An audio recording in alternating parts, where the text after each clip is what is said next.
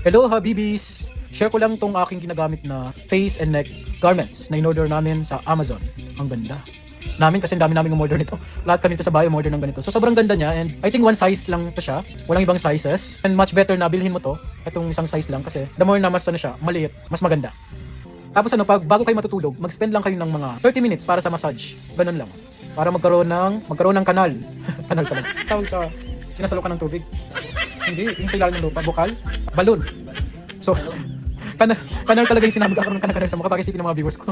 Kasi literal na kanal. Yung parang magkakaroon ka ng balon. Yung parang, di ba yung mga uso-uso ngayon na ano, yung mga usong, ano ngayon, masculine looks. So, search natin.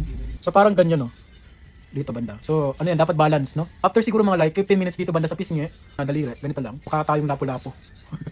So, ang dami nagtatanong kung effective talaga siya. Actually, yes. And magto 2 weeks ko pa lang siyang ginagamit, na-feel ko na talaga.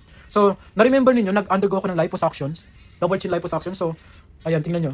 Yun lang naman yung purpose ko, Habibis. Yung matanggal yung fats dito or yung nakalambitin dito na, ano, di ba, siopaw, nasabi ko sa vlog ko. Dito banda, dito lang kasi yung ano natin, concern natin. So, napansin ko na lumalala yung aking ano, double chin. Pagka nagkakaroon kami ng like, pictorial, photoshoot, di ba? Kitang-kita talaga kahit anong contour ng makeup artist o anong lagay mo na foundation. Kita talaga siya. So, pangit, nakaka-distract, nakaka-dismay. Nakakawala siya actually ng confidence.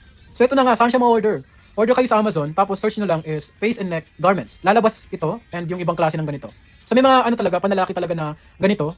So pinili ko talaga is ito, yung nakakover yung pisngi kasi sa problem ko talaga is yung pisngi ko. Medyo ano din siya, mataba-taba. Gawa ng pagkain din na matatamis.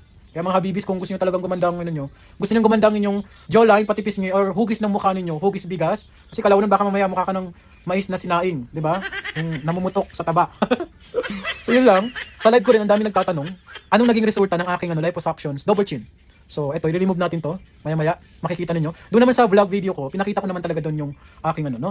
Okay, tahi, yung kanyang ano, swelling, yung kanyang mga pasa, nakikita pa kasi. So ito na siya mga Habibis. Charan! Kita nyo wala na yung fats talaga dito, yung nakaka-distract. Tapos dito naman na side, wala din siyang ano, fats na rin. So kitang-kita, nahulma talaga yung jawline ko dito banda. Dito na part, medyo ano pa siya, no? Okay, medyo magapa dito, hindi pa siya masyadong ganun kagaling. So, yung garments na to, hindi ko talaga nire-remove pa.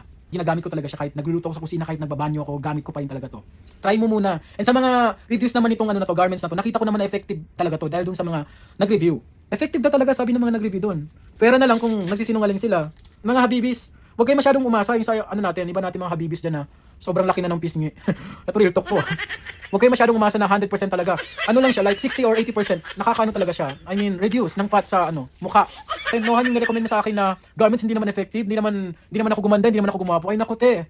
O dong, hindi pang retoke itong garments natin, no? Ayan, nire-recommend ko lang. May enhance ka lang. Ganun. So yun lang, maraming salamat sa mga nanood ng ating content for today. So short video clip lang to, napahaba yata. So tingnan nyo naman, napaka-relaxing talaga. Imasahe nyo lang ng imasahe hanggang sa mawala pati mukha nyo. Joke lang.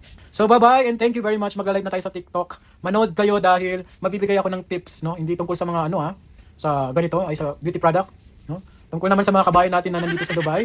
No, may mga asawa sa Philippines. Christy Fermin na. Bye-bye, Habibis. Thank you very much.